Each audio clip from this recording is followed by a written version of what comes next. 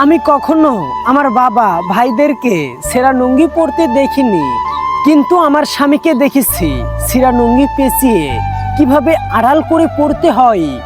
সেই দিনগুলোতে আত্মীয়রা সবাই হারিয়ে গিয়েছিল, চিরচেনা মুখগুলো ঝাপসা হয়ে গিয়েছিল। সেই দিন ঘরে রান্না করার মতো কিছু থাকতো না।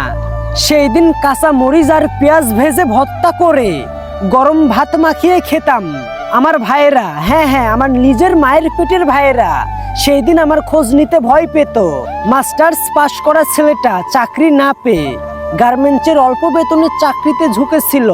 সেই দিন আমার বাবার বাড়ির আত্মীয়রা তার জন্য লজ্জায় কুঁকড়ে গিয়েছিল। সেইবার ঈদের পরের দিন বাবার বাড়িতে বেড়াতে গিয়েছিলাম।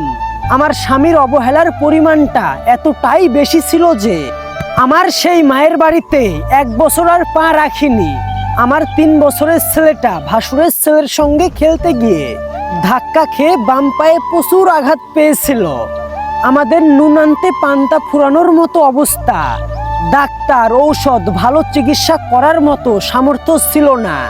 বাধ্য হয়ে আমার স্বামী ভাসুরের কাছে হাত পেতেছিল, কিন্তু কিস্তির সাহায্যও কেউ করেনি। নিরুপায় হয়ে অবশিষ্ট কানের দুলগুলো বিক্রি করতে হয়েছিল। আলহামদুলিল্লাহ, আজ আমাদের সব আছে, সব। দুর্দিন কাটিয়ে উঠেছি, প্রিয় থেকে প্রিয় মানুষগুলোর চিরচেনা মুখগুলো চিনে রেখেছি। গত সপ্তাহে আমার ভাই একজোড়া ইলিশ মাছ নিয়ে বাসায় এসেছিল। যেই ভাইটা দুর্দিনে আমাকে চিনতে পারেনি, আমার পাশে থাকেনি, আমাকে সাহায্য করেনি। ভাইয়ের বউ প্রায় কল দিয়ে বলে, কবে যাব বেড়াতে। ভাসুরের শরীরে নানা ধরনের রোগের উৎপাত। চিকিৎসার জন্য গত মাসেও টাকা পাঠিয়েছি। যেই ভাসুর দুর্দিনে আমার পাশে ছিল না, এরপরেও সকল কিছু ভুলে গেছি, সবাইকে ক্ষমা করে দিয়েছি। খারাপ সময় না আসলে বুঝতামই না প্রিয় মানুষগুলো এমন করে দূরে ঠেলে দিবে। সৃষ্টিকর্তার রহমতে আমার স্বামীর ব্যবসাটা বেশ বড়সড় হয়েছে, সাথে মান মর্যাদা প্রতিপত্তির কোনো কিছুর কম নাই। এখন আত্মীয় স্বজনরা আমাদেরকে নিয়ে কানাঘুষা করে, তবে সেটা ইতিবাচক।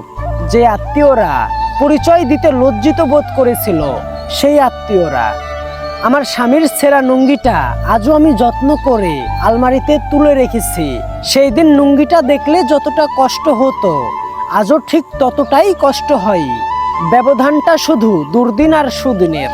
আপনার জীবনে দুর্দিন চলছে, চলতে দেন। আপনার খারাপ সময় যাচ্ছে, যেতে দেন।